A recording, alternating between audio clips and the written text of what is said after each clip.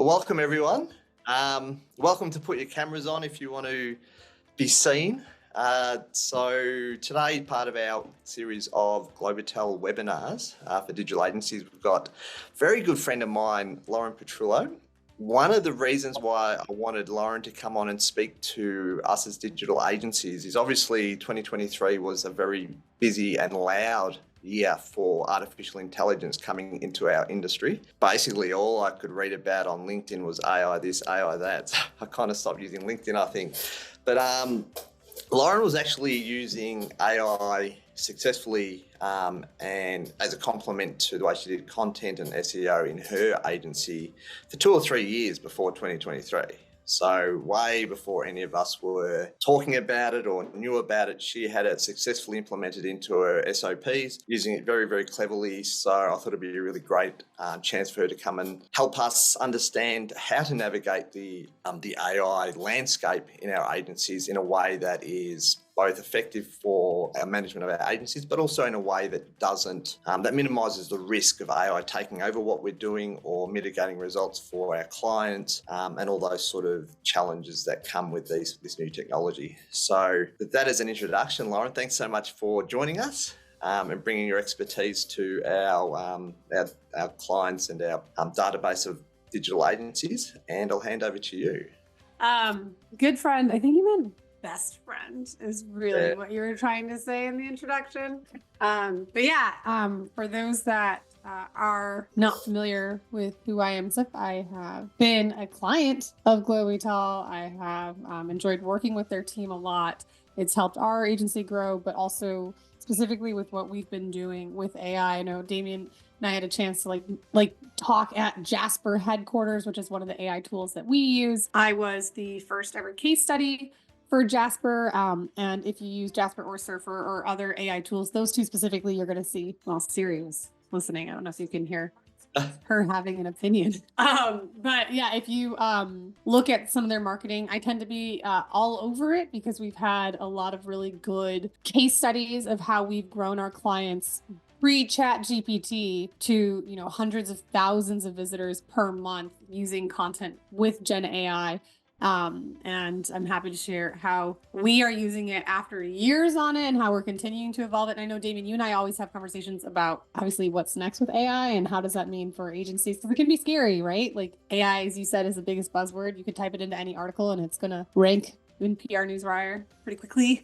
So yeah, I'm excited to be here, share all that I can about how we're using AI and it's actually helped our agency grow significantly in 2023 and how we're at this like compounding level of use since we've been at it for a few years now. Great. And will you help us also with what not to do? I know we talk a lot about that too, and some of the mistakes we're starting to see filter through. All those people that are very loud about LinkedIn at the start of 2023. I think they're suffering a little bit maybe because I see they're not so loud anymore, particularly for the recent SEO changes. I know there was some attrition there, so...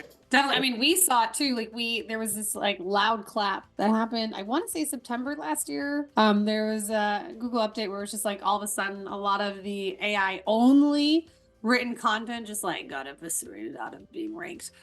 So I'll just first and foremost be hyper transparent that I don't create any content with only by AI. We only do it with AI. And we treat it as a calculator in the way you use it with math versus being a full robot that takes over, which has allowed us to sustain rankings and maintain during various algorithmic updates. And of course, with the greater conversation of the decentralization of search and where AI will play a larger role in that, having more than just Google be your resource of truth. Beautiful. Excellent. Well, let's go then, Lauren. Yeah. What have you got? I would say for those that are using AI, specifically with how I'm using it with our writing process is we have a really specific SOP. And if you're an agency and if you're an agency that's offering copywriting services and you're using AI, you don't have to necessarily decrease your pricing. We decreased it a little bit, but our margins increased a lot. But what I think is a really significant, unique selling point, if you you are an agency leveraging Gen AI is the intersection of the other elements that only an agency can offer. Because we've worked with copywriters that use AI, we work with SEO people that use AI, and when they do them independently without the agency that's overseeing the project management, without the agency intersecting good human writing and SEO attributes, we've seen time and time again it not be successful. So where we use Gen AI in our process is we've reduced the time it takes for our copywriter to put out 2,000 to 3,500 word articles, which allow us to rank for a bank of keywords. So we've been able to reduce the process, but we've kept the SEO team in our keyword research. Once that's been approved by the client, we pass our copywriter who uses AI and SEO tools to write content in an hour, maximum 3, just depending if there's a lot more research for the content, which would typically take us anywhere from 1 full day to 3 full days to finish a piece of the caliber that we put together. We have an independent QAer review our content, gets then reviewed by the client, bring back in our SEO team to introduce any interlinking opportunities, make sure all the meta descriptions and whatnot is connected, and upload it finally. So there's an SEO person, a copywriter, a QA, and a website developer that's uploading it. And those 4 services allow us to maintain the high price that we're still charging for blogs. That makes us more competitive, even though it can cost more than like a freelancer that says, I'll just write your article free, because our checkpoints ensure sustained ranking and sustained quality while leveraging the power of AI for slightly reduced costs and maximized margins. So can I just ask everyone, maybe in the chat, just to give us an indication of whether you have implemented AI into your business, and maybe from a scale of 100% where you just let AI write and you publish, to 0% where it's fully human written and published. Sort of what percentage with the way you're using it do you think it'd be as far as human? So maybe is 50% human, 50% AI? What sort of on the scale would you be if you have implemented it? I guess if you haven't, just say no. You don't have to say 0% also. So maybe in the chat. And so while you're writing that at Globital, we've taken, obviously one of the things for us is with being white label, our agencies on-sell the services that we provide. So we've taken the approach of offering 100% human written copy as well as AI assisted copy. And I think the AI assisted would be between 50 and 70% human with 30% AI.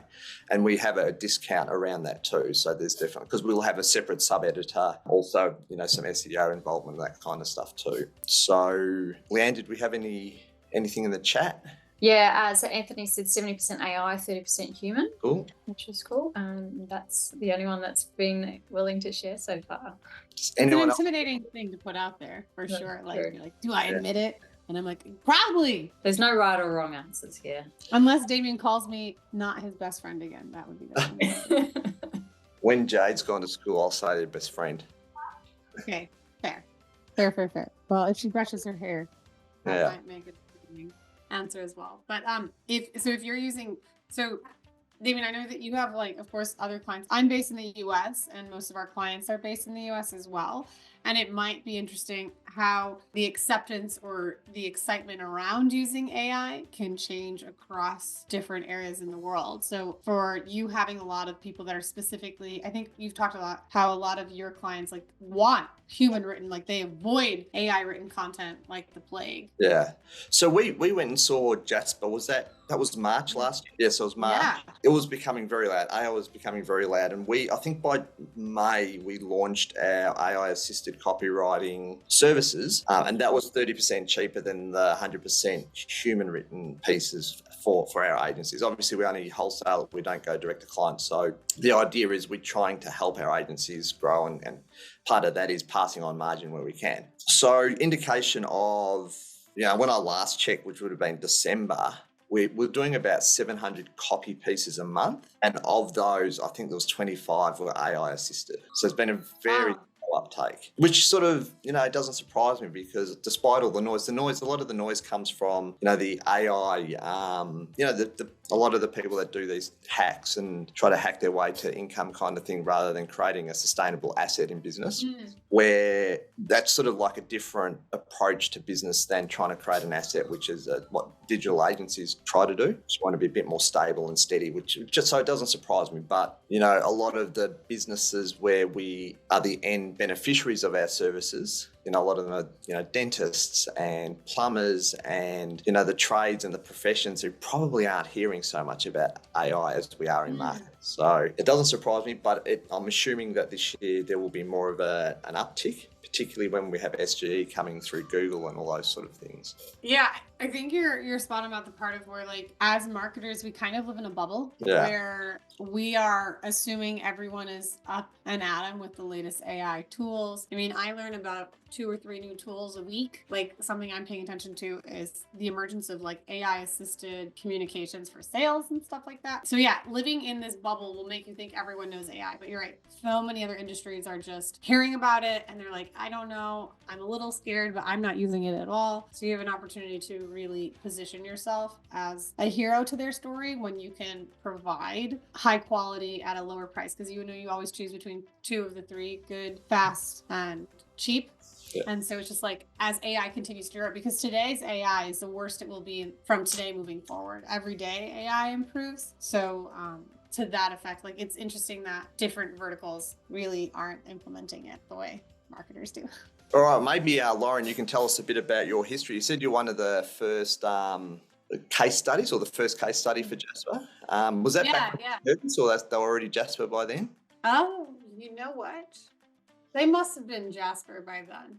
Yeah, sure. I want to say it was like November 2022, October 2022. Cool. Well, maybe just lead us through the story there. And also, you've always been very, very critical of companies that, AI companies that espouse just using AI and the dangers there. So maybe as a history and how you've integrated it into your business, it'd be great if you could sort of give us a high level summary of what your SOPs may look like, what you do to protect your clients, how that evolved over the years. Are you evolving now still? Are you changing things still, or you're happy with it settled? Are you looking at other tools? There's a whole sort of bunch of things to unpack. I mean, guys, you're welcome to ask Lauren questions too, given that she's been using AI for 2.5 years now at least. I want to say I was in the news in Australia in like 2020 for how we were using AI in terms of like how it just like significantly empowered our business. I was like, I should find that. Well, there's a few clips, but I was like, I want to know the date. Yeah. So a lot of the pieces that you bring in, I'm totally happy to jump on. If someone wants more specific deep dives into one of the questions, I tried to write as many of them as I can. But I will say, to your point of like how I'm mean to people that only use AI, like, I'm super opinionated on this subject. I live in the US. It's a super litigious society. We've got a lot of case studies and case law that's being enacted for AI. Actually, like, look, one of the books I have on my desk is specifically related to like AI and copyright. I didn't write this book.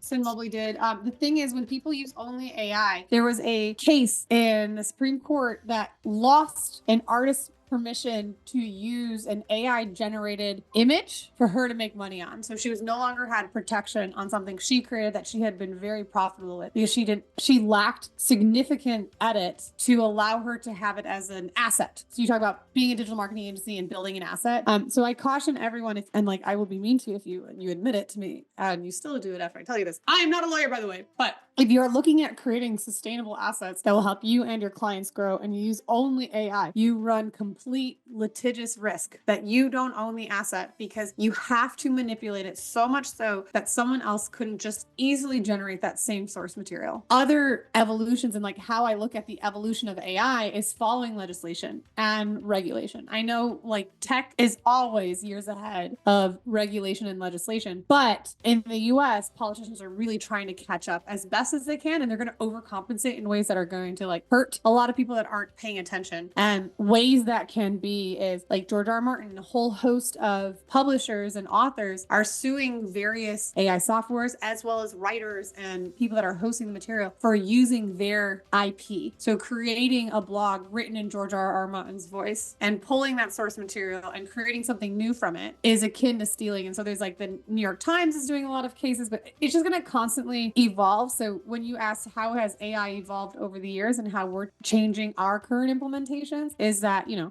or 5 years ago, Wild West. But now it's also becoming a place where it's going to be highly regulated, and we're in an election year. We're in, actually, 2024 is the most number of elections like any year in the last 100 years, like Argentina, Venezuela, the United States, Pakistan. So many countries have elections. Damon, you and I have talked about this. I'm like, it's going to make a difference. We had one last week, I think, in Queensland for our Do we have federal this year too for the Aussies? I think we might. I'm not can't sure. vote. Yeah, maybe it's Queensland. I'm Not not an sure. Aussie. But it's going to be like, it's such a sticky point. Like a lot of politicians are going to vote and sway with that. So the way that we're evolving is we're paying attention to where the conversation going regulation wise so that we can keep building and protect our clients. And the biggest conversation piece of that, the sticky part, is if you're creating it exclusively and only with AI, you're setting yourself up for failure because you can't assume AI generated stuff will always be right. There are additional cases, again, not a lawyer, but there are additional cases that are really interesting if you're following the AI space where lawyers are using AI to help write their court cases. And they're quoting incorrect legislation because now we have so much more content in the internet ecosystem that people are pulling from that you really need to be more diligent on fact checking. So having that human element, Damian, that you guys use, or like Anthony is 30%, Damian, you contrarian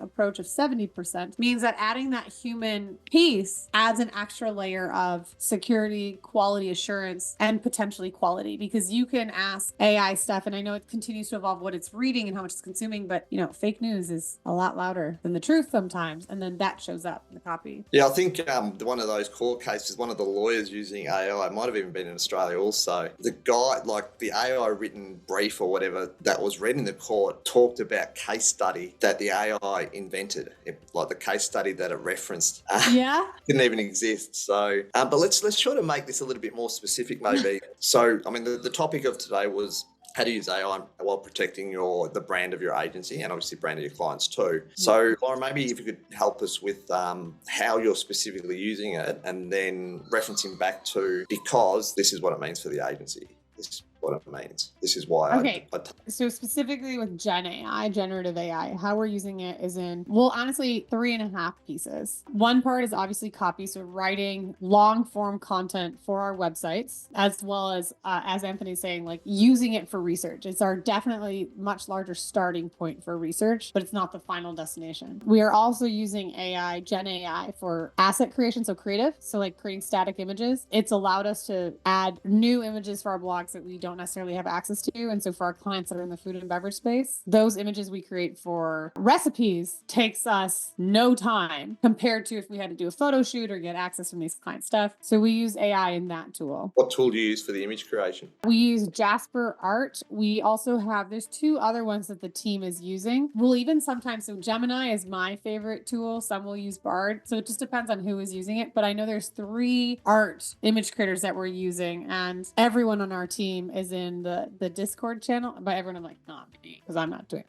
But they're in the Discord channel for Midjourney. Which one? Midjourney. Yes, Midjourney. I was like, what is the one that they're all in Discord with all day? So in the beginning, though, Midjourney especially, it was like using it for fun and entertainment. But how it made a big difference for us in the agency because it meant we didn't have to pay for all of these extra photos that we kept buying because the license to use them would be like $9 to $60 an image, and we would include 3 or 4 images per blog. Like that adds. So using different AI creation tools to get the images we want to increase readability of our blogs is how we're currently using it. We've also used and continue back and forth of testing AI for voice and video work. So that's why I'm saying 3.5 because it's like voice, but for the video work, we translate our videos and we use different languages. So we filmed videos in Spanish and we filmed videos in English, and then we've used AI to create that same video, but in a Spanish voice and in an English voice so that we can have one source of raw material be distributed to different markets. So we've used that quite a bit. And then the one that we're doing the most right now is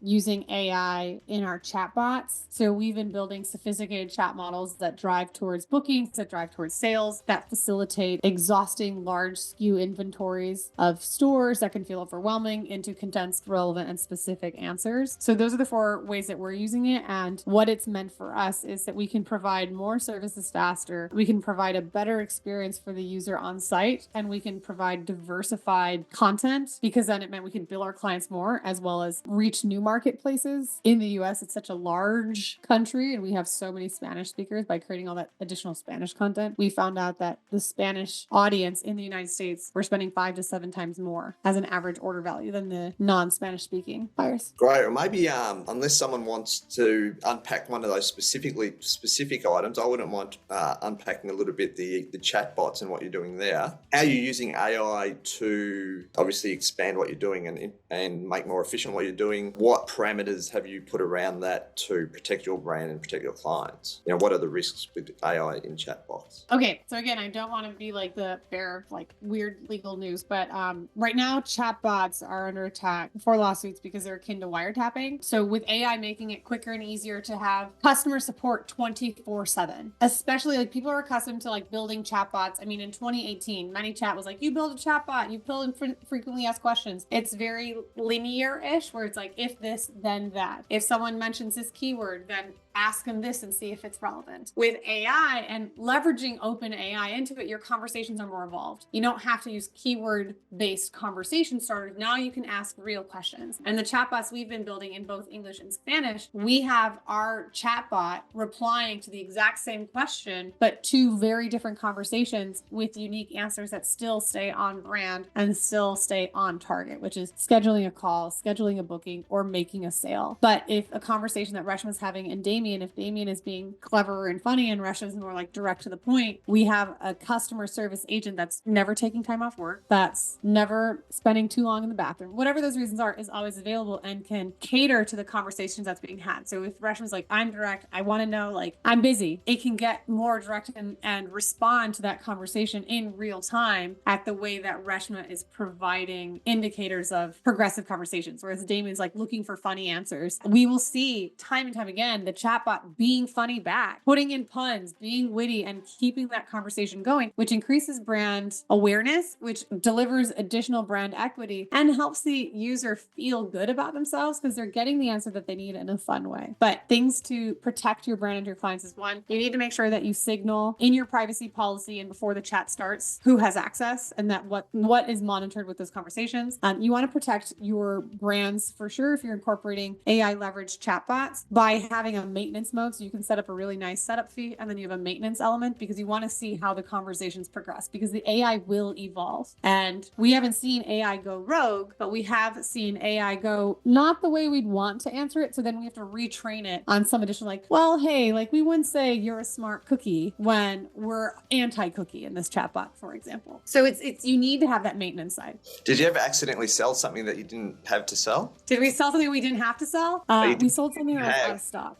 No, as in like you're selling beauty products, but your chat sold a car instead. Oh, no, we haven't seen it like go because with e-commerce, you have it connected to a specific catalog. And what I would recommend if anyone's using AI chatbots for e-commerce, that you actually don't make the purchase inside the chatbot, that you give it direction to go to the page and you keep it recommendation based, unless you have less than 10 SKUs. And I say that only because as AI evolves, it's going to continue to take new pieces of information and you want to limit it to whatever's on your product display page. But it's to protect your brand. If you're using e-commerce, I recommend not doing the cart transaction inside the conversation. You can set it up as a draft order and then have them confirm it on a cart order page. But where it works really, really, really, really well is if you're driving to a booked appointment or to an info product that you're selling. What have you seen something that's gone a little like, what's the worst thing you've seen with the chatbots and what did you learn to implement to overcome that or so it doesn't happen again? The worst we've seen is where the chatbot gets repetitive. I mean, that's what we were used to a year ago. Like it keeps like, that's not the answer I want. And it just keeps reframing the same answer and just being like, I don't understand. And I feel like, is your computer plugged in? Like, I want to be like, talk to a human. That's where it's frustrating because it keeps delivering the same wrong answer, 20 different versions. And what we learned from that is how often, based off of how many users are going through the chatbot, we need to make sure that we're looking at these scenarios. So we built additional internal triggers where if we have a chatbot that sends a similar reply, so it's like, I think there's a formula where it's like so many of the words are the same. We get an internal trigger that the chatbot auditor can look and see if that conversation is progressing. We also learned to be better, clearer, and more informative that it is a chatbot and that how you can say, I want to talk to a human and how quickly you can get to a human, no problem. And I would say the third thing we've learned is that when you have fun, so will the end users. So building more playful, friendlier types of responses when we're having those scenarios has helped us a lot. Yeah, awesome.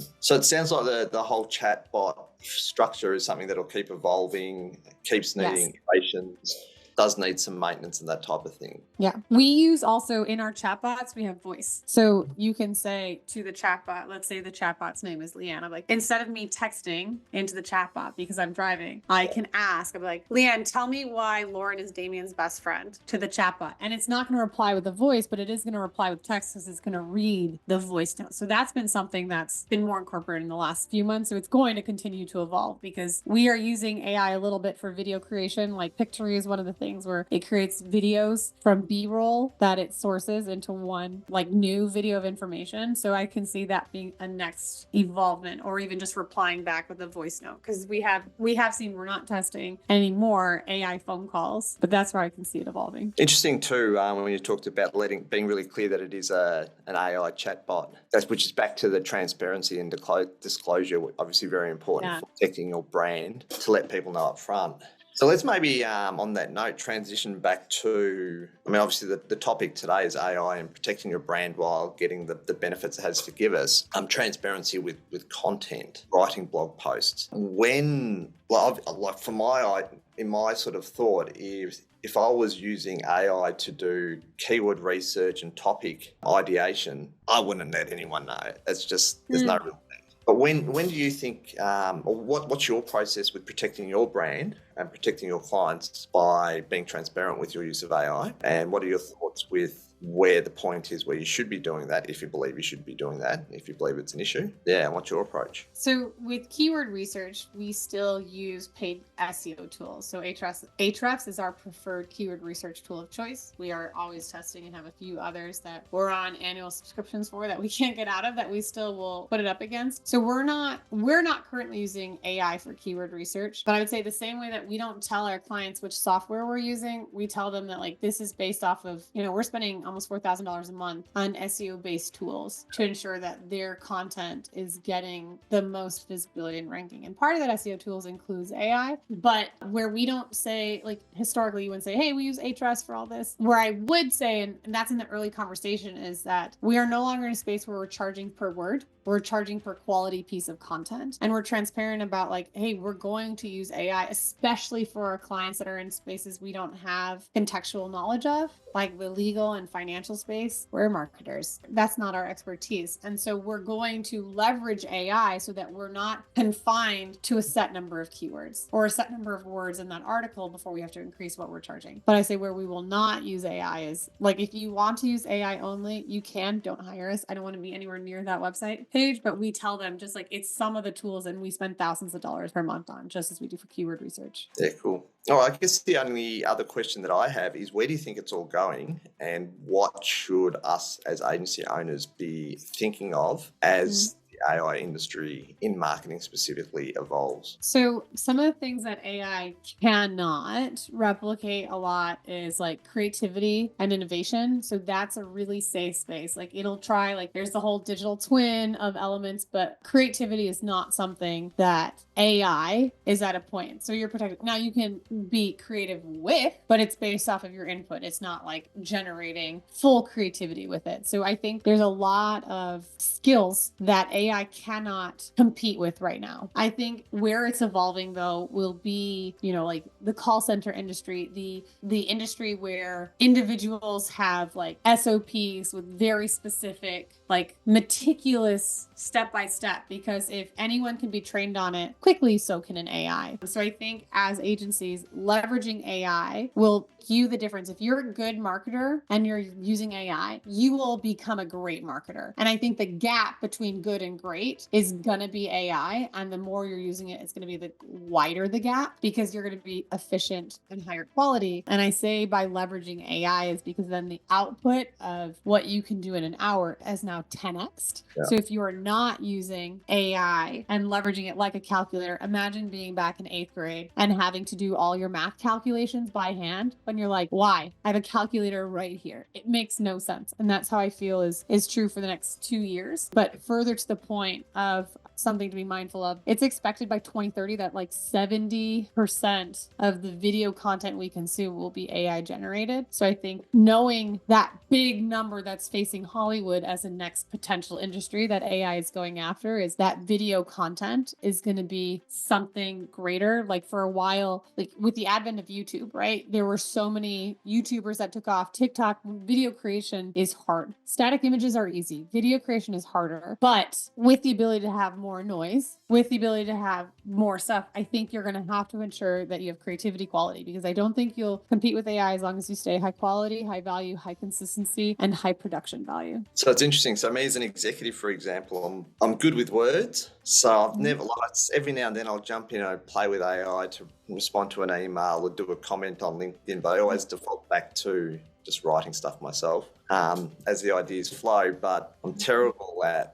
images and even worse at video. So I'm like, getting a video put together for an Instagram reel, it sounds like a wonderful idea. I'll be probably way more interested in looking at that. So getting back to, like, one of the things in business is, one of the things I do each year is have a look at our skills profile across the business and work out, if to hit a goal next year, what skills do we need that we don't have? And then the question is, do we train someone or do we recruit someone to fill those gaps? And it sounds like one of the things that AI can perform a potential stopgap there too. If we don't have a skill, can we actually get someone to use AI to do that? Or to do it faster or better? Because a lot of it is like, do you hire, do you recruit? I just think that, there's so many jobs that have not yet been defined because the media buyer, so like my background's in Facebook buying, right? With the AI that's inside the algorithm. Like, again, I'm mostly referring to Gen AI in the conversations that we're talking about. The media buyer now, like, you have to be testing and understanding what AI optimization is for audience and additional attributive elements that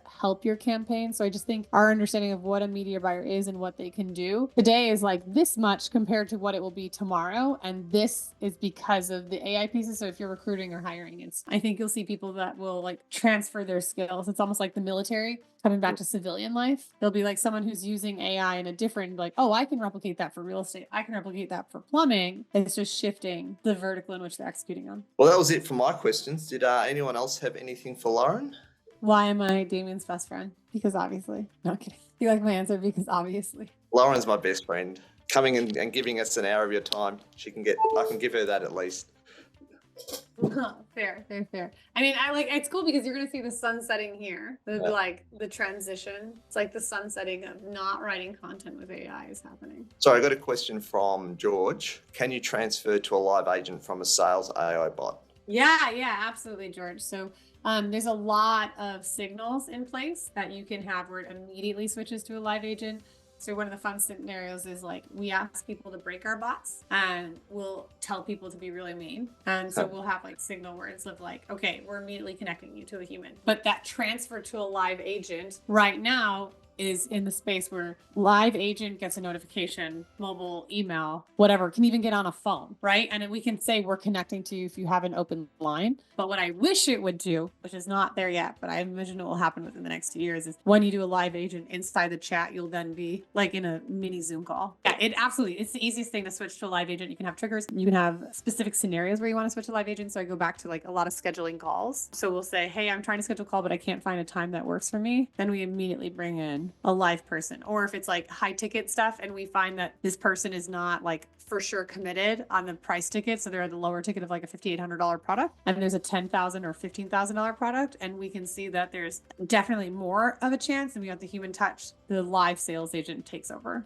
But you can also put in time differences because maybe you don't have a live agent at 3 a.m. and they're signaling for it. It's like, hey, no problem. We can connect you with a live agent. We'll be on at 8 a.m. We'll call you as soon as that's okay. So you can have time parameters as well to protect your client because you don't want them getting calls at 3 a.m. Do you have with the really mean ones that you're talking about, okay, you go and sit in the corner for 5 minutes and calm down and I'll connect you with someone in 5 minutes to protect your client services people No, we don't have that. That's That would be funny. helpful. That would be funny. We have games that we build within the AI bot because sometimes calls are like uncomfortable. And so we'll have call centers where it's like, I need to decompress from that AI bot. So we have a yogi bot where it'll like have them do like they'll be recommended different breathing exercises and then just be like, what did you say? What would you like to say? And so we had one of the girls who was on HR work with a chatbot builder to provide that feedback of like what would be a therapy session. Funny. But we haven't like actually deployed it. It's just been something we built for fun, and we thought it would like get used more, but it didn't. Were there any other questions from anyone? I don't think so.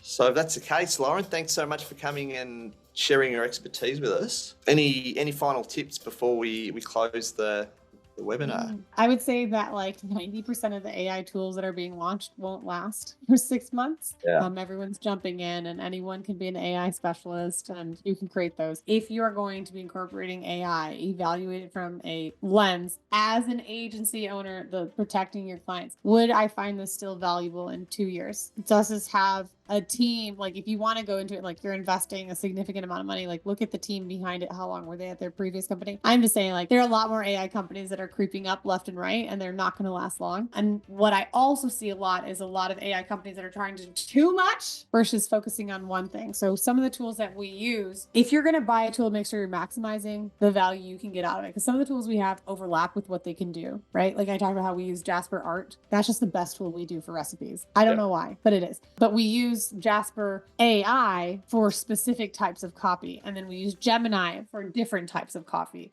And we'll use assistants because, it's just what we're finding works best. So constantly test, constantly be aware that if it says it can do it all, it doesn't mean it has to for you. Just make sure you ROI on it. Because I see a lot of freelancers and agencies that will just buy AI tools like their shoes, like pink shoes. If you look at my collection of pink shoes, I have more pink shoes than people buy AI tools. But just be super mindful that like they can be distracting. If you can't ROI it within 30 days, cancel that subscription. Yeah. And just know that you're going to try more and kiss a lot of bad frogs. Yeah, and one of the things that I learned is don't tie yourself into 12-month contracts too, because things change very fast. I think quite often when AI providers start getting expensive, it possibly means that they are struggling a little bit and trying to monetize faster or unnecessarily. That's certainly been my experience too. And when I think about the job loss and the investment loss that everyone's talking about AI going to contribute to, I agree with Lauren that I think that most of that will be in the AI industry to start with over the next sort of 3 to 5 years before it matures and settles down.